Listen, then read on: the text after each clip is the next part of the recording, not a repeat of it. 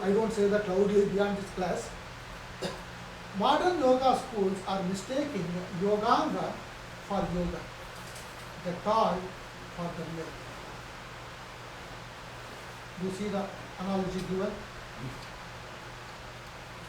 So we are having a toy elephant and calling that as the real elephant. This correction can happen not by telling that your school is right, my school is right, and other things. You are going to bring in a different text, Yoga Upanishad, and say, come, let us study this together, and then that alignment will take place. Otherwise, it will be fiction. Now, any questions up to this point? The slide before this, the pranayama, is that not breathing, mainly breathing exercise? Pranayama is covering breathing exercise, but breathing or breath regulation alone is not pranayama. It is again a small segment of the pranayama practice. Okay. Any questions? So before I hop on to the technical topic of Kundalini. Just one thing is, in the West, we have a very physically oriented society, and also a very one-path society. So if as a yoga instructor in a modern school, you immediately said yoga is a spiritual path, you'd lose a good majority of your students immediately. In some cases people walk in, and I see it happen a lot, where they walk in for the physical, and maybe 6 months later they go, what's all this stuff? What's all this energy? And I think it's really imperative that yoga teachers who teach the physical asanas can recognize when the student's ready to move on. But I just wonder what are your thoughts along those? This is where the yoga education component comes into picture.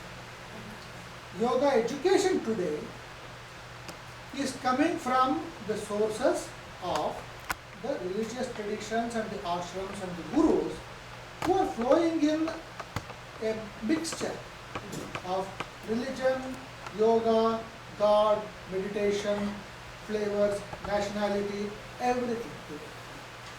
But go back to the source, Patanjali. He says, you don't want God, fine. You define how you want yoga. I will teach you yoga according to that. So you say, we are a very physically oriented society, fine. Don't talk of God. We will not talk of God at all. We will talk of what is called the tapas model. The entire 200 sutras of Patanjali can be presented to you as a model of tapas. Not talking of any God. Let's say somebody else comes and says, can you present yoga to me in this specific God-oriented path? I don't like any other God. Only in this particular path. He said, you are welcome. We will give you yoga in this path where your faith with a God, faith with a Guru is blended perfectly, customized for you for practicing and getting into the core. And this job can be done only in a school or university, not in an ashram. Okay? So, if you are trying to bring in that model and try to, what you call, quote unquote, dress the chicken, okay, undress it, call it that way, okay, it will not work. You have got to go back to the source and ask, how am I to present yoga to this society? Then we will say, let us talk of yoga in this particular model for this society. Yoga Upanishads did this work for 1000 years in India.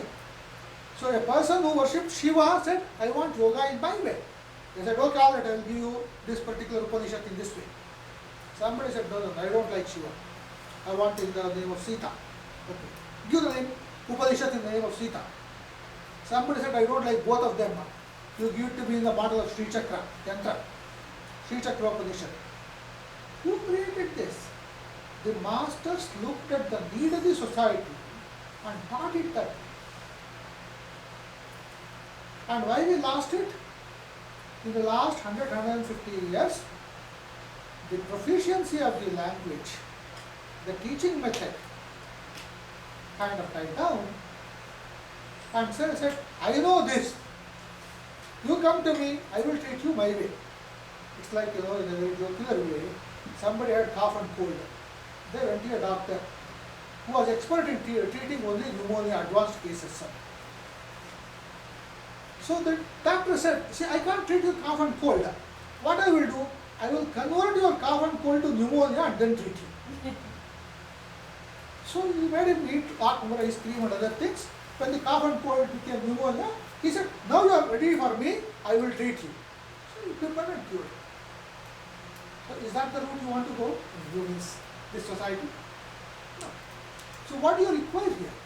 You require training for yoga. The yoga instructors who understand this or who ask the right question, my society is like this, what is the best way yoga benefit should reach this? Right? Any other questions? Yes. Yes, Sastry, I think you brought up a good point, because sometimes when you go to like yoga studios, it's just yoga asanas. It's like a physical thing, it's like doing aerobics or something, and you don't ever get the spiritual side. And I think the question is, okay, how do you bring in the spiritual